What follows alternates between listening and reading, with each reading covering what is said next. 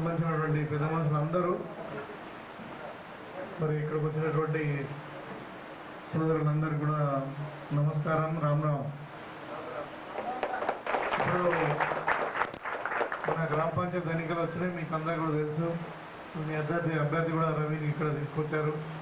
So ఆయనను మరి ఆయనతో పాటు వార్డు మెంబర్స్ అందరినీ కూడా భారీ మెజార్టీని గెలిపేయాలని చెప్పి కోరుతూ, మరి మీకు అందరికీ కూడా తెలుసు, ఏదైనా గతంలో చేసింది ఇప్పుడైనా కానీ ఏదైనా మన కాంగ్రెస్ పార్టీ మరి గిరిజనులకు భూములు ఇచ్చినా, రిజర్వేషన్ ఇచ్చినా, మరి ఇండ్లు ఇచ్చినా, ఏది ఇచ్చినా, రోడ్లు వేసినా, ఇంకేదైనా కానీ అంత కాంగ్రెస్ పార్టీ చేసింది. ఇప్పుడు కూడా మీకు అందరూ తెలిసి వాళ్ళకి 2 సంవత్సరాలు అయింది మన ప్రభుత్వం వచ్చి. కరెక్ట్ డిసెంబర్ 7వ తారీఖు నాడు మన ప్రియతమ ముఖ్యమంత్రి రేవంత్ రెడ్డి గారు ప్రమాణ స్వీకారం చేసినటువంటి రోజు.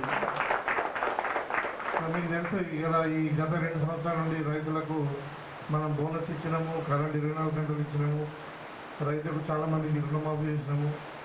సరే, కొంతమందికి రైతు భరోసా కూడా వచ్చింది అందరికీ. సో ఇలా కొన్ని సమస్యలు ఉన్నాయి. వాస్తవం ఎలక్షన్ కంటే ముందు మనం చెప్పినాం, కొన్ని పోటీ భూముల సమస్యలు ఉన్నాయి. దాని మీద కూడా గవర్నమెంట్ సీరియస్గా ఉంది. ఒక అసైన్మెంట్ కమిటీ ఏర్పడిన తర్వాత తప్పకుండా దాని మీద కూడా ఒక కమిటీలాగా వేసి ఎంక్వైరీ చేసి మరి దాన్ని కూడా అప్పుడు గతంలో కాంగ్రెస్ పార్టీ ఇచ్చిన పట్టాలే ఉన్నాయి, అవి కూడా ఇప్పుడు రెగ్యులరైజ్ కానీ కొన్ని ఉన్నాయి, మళ్ళీ కొత్తగా కొన్ని వచ్చినాయి.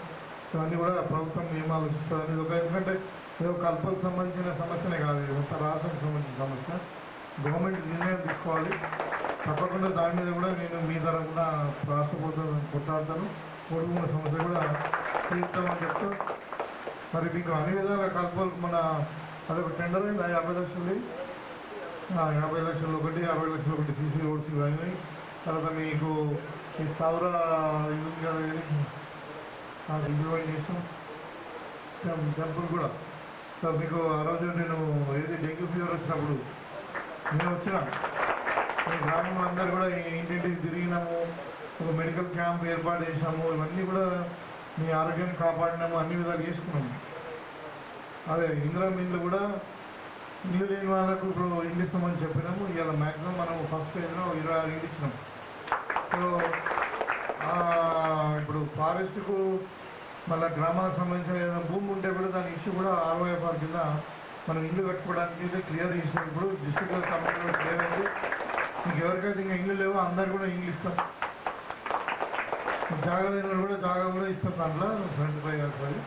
సో ఏం ఇబ్బంది లేదు. కల్పల్ గ్రామాన్ని అన్ని విధాలుగా అభివృద్ధి పరచడానికి మన కాంగ్రెస్ పార్టీ, తర్వాత నేను మీ అందరి అభిమానంతో మరి వీళ్ళకి గెలిచినటువంటి ఎమ్మెల్యేగా మీ ముందున్నా, తప్పకుండా మీ అన్ని విధాలు మీకు అండగా ఉంటామని చెప్పి నేను తెలియజేసుకుంటూ, మరి మీరందరూ కూడా ముందు ఇప్పుడు ఈ వార్డు మెంబర్స్కు, తర్వాత మీ సర్పంచ్ రవికి అడ్వాన్స్ ముబారక్ తెలియజేస్తా ఉన్నా.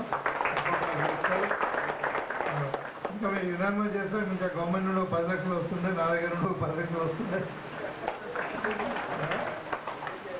అదే వాళ్ళు బీజేపీ అన్నది ఉంది. ఏం చేస్తారంటే వాళ్ళు అక్షంతలు పంపిస్తారు, పంపిస్తే మన నెత్తి మీద వేసుకొని జై శ్రీరామ్ అనాలి అంతే.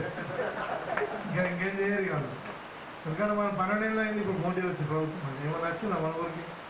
రాదు, వాళ్ళు చెప్తారు అంతే. కాబట్టి ఇక టీఆర్ఎస్ అయితే ఇక మనకు తెలుసు అది సంగతి. ఇప్పుడు మూలపడ్డది, అది ఫార్మర్లకు వెళ్ళిపోయింది, అది మళ్ళీ రాదు అది.